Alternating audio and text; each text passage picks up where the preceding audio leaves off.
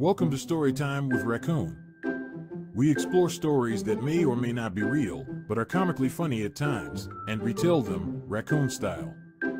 Now, sit back and enjoy Storytime with Raccoon. Sorry about that, buddy.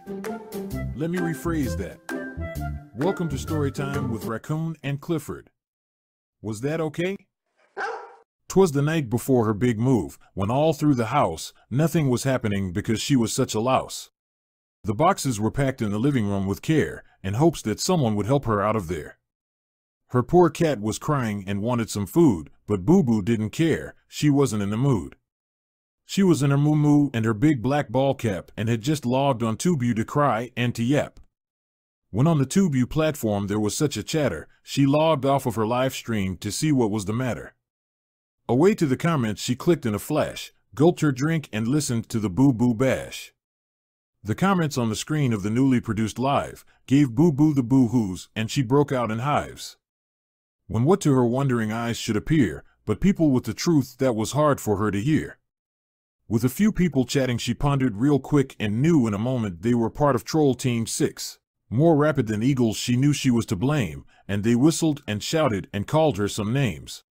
Now Molly Puke, now Molly Dude, on Malitude and Malapoo-poo, on Homewrecker, on Liar, on Crybaby and Boo Boo. To the top of her voice, to the top of the wall, she shouted and screamed to hell with you all. As a dried-up old lady, that after the beauty has faded, when she tries too much makeup and her photos are jaded. She brought up some old photos to share with them all, but they still saw right through her and her many flaws. And then in an instant she heard knocks at the door, the movers were there to move the ugly whore.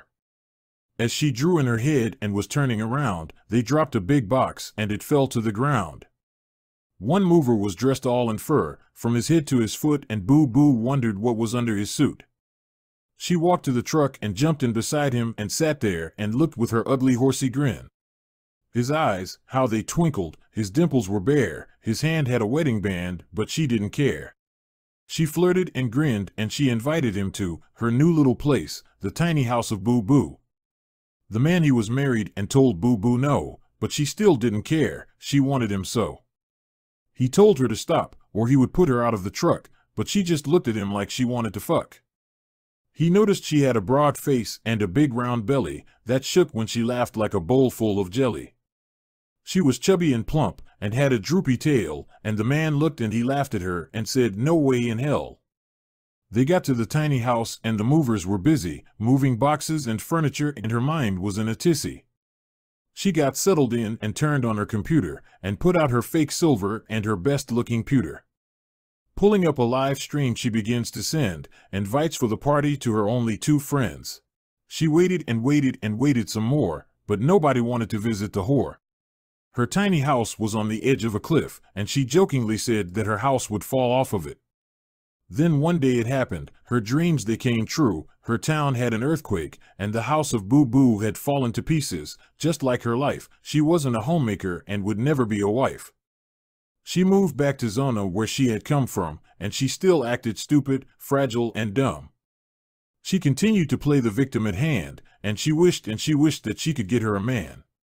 Poor Boo Boo the victim, she cried and she wailed, as she looked in the mirror at her big flabby tail. We know she is watching, we know she is there, we know that the blonde wig is not her real hair. We heard her exclaim, as she turned out the light, "As long as it's dark, I'll always look all right." That's all for today.